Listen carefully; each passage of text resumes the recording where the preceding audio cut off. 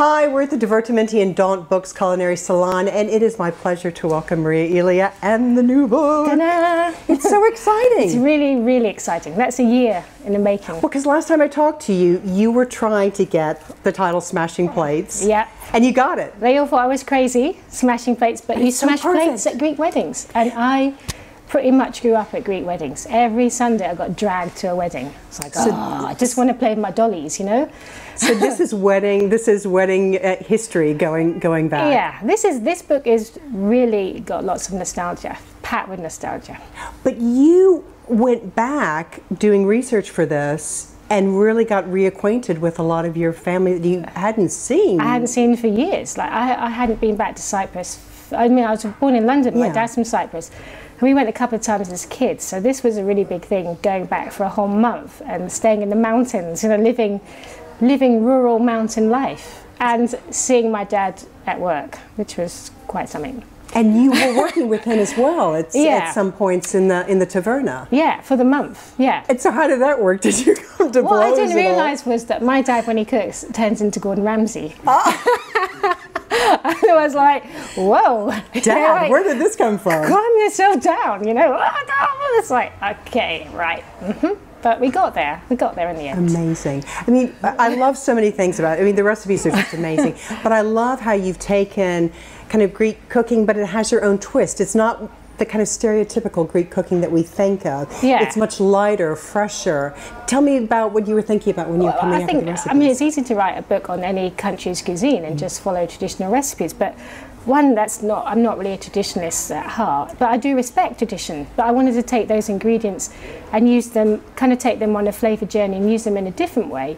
Like, I mean, you can grill a piece of halloumi, but you can also put it into a partridge and it keeps it quite moist when it's cooking. So I wanted to take these ingredients out of their box and really redefine them.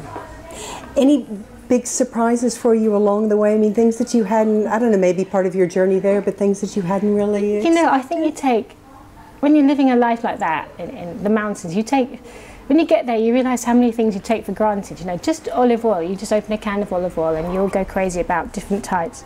And then you see them harvest it, you know, and it's on really hilly mountainsides and it's not easy to harvest olives. And you just think, gee, you just take all of that for granted. Or just, you know, made halloumi, that was wonderful to make. Because normally you just open a packet and it's really horrible. But when you make fresh halloumi and you taste how it should be, it's like, wow, this is revelation, you know? It's such a different thing, isn't it? Such and a you different really thing. get reacquainted with it. And this woman makes halloumi every week for her family. Amazing. It's like, wow.